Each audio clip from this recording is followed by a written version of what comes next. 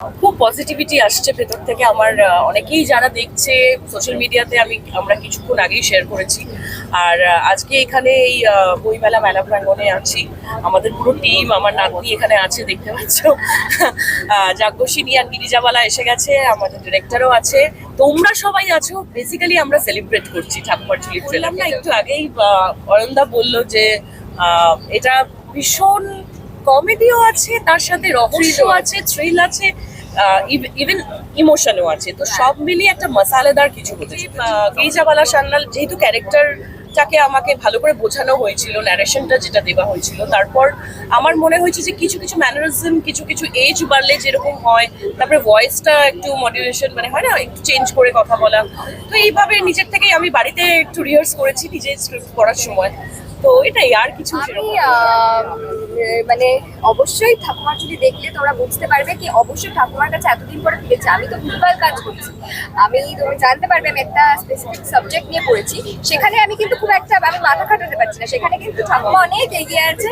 আর সেখানে আমাকে বলছে কি তুমি এটা বুঝতে পারলে না, তুই বকা খেয়েছি, আমি অনেকবার বকা খেয়েছি। শেষে একটা মানে ব্যাপার আছে, ইমোশনস ডেফিনেটলি আছে, সবটা বলবো না আমি, পুরোটা বলা যাবে না, তোমাদের সবাইকে দেখতে হবে। হ্যাঁ, বকা খেয়েছি, আদরও খেয়েছে, প্রচুর আদর খেয়েছি, ভালোবাসা প্রচুর, বকাই। ওটা রিয়েল মানে রিলে আর রিয়েলে দুটোই। আমি বেসিক্যালি এই ধরনের মানে সাসপেন্স, থ্রিলার, মার্ডার মিস্ট্রি, এরকম গোয়েন্দা গল্প আমি পড়তেও ভালোবাসি, দেখতেও ভালোবাসি। এবং দিব্যানি কেমন লাগলো দিদির সাথে কাজ করে? ভীষণ ভালো লেগেছে। শ্রাবণ দিদিকে আমার ছোটবেলা থেকে ভালো লাগে, আর শ্রাবণ দিদির সাথে যখন ফার্স্ট টাইম দেখেছি আমার একটা নার্ভাসনেস ছিল ফার্স্ট তারপরে সেটা কেটে গেছে। খুব খুব ভালো লেগেছে। আর আমার সিরিজটা করতে করতে এত ভালো মর্নিং হয়ে গেছে, মানে সিরিজটাতে এতটা ভালোবাসা দিয়ে আমরা কাজটা করেছি, তো আমাদের প্রচন্ড ভালো লাগছে। আজকে আমি ভীষণ এক্সাইটেড বিকজ এটা আমার ফার্স্ট ট্রেলার লঞ্চ। আমি সারাদিন শ্রাবণ দিদিকে বলছি কি আমার এটা ফার্স্ট ট্রেলার লঞ্চ, আমি খুব এক্সাইটেড। আর খুব ভালো লাগছে, কাজটা খুব ভালোবেসে করেছি, তোমাদের সবার আশা করি খুব ভালো লাগবে। আর ঠাকুমার ঝুলি যখন প্রথম শুনেছিল ভেবেছি তথাকথিত ঠাকুমার ঝুলি, কিন্তু এটা একটা অন্যরকম কিছু আসছে, এটা সব থেকে বড় সারপ্রাইজ। ওই জন্যই তো সারপ্রাইজ, মানে এটা আমার কাছেও সারপ্রাইজ ছিল।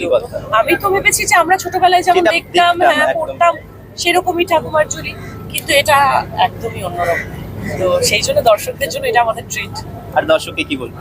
এটাই বলবো যে 20 মার্চ বেরোচ্ছে আমাদের ঠাকুমার ঝুলি। যাদের কাছে এখনো হইচই নেই, please subscribe and please watch ঠাকুমার ঝুলি। একদম 20 তারিখে বসে পড়তে হবে ঠাকুমার ঝুলি দেখতে।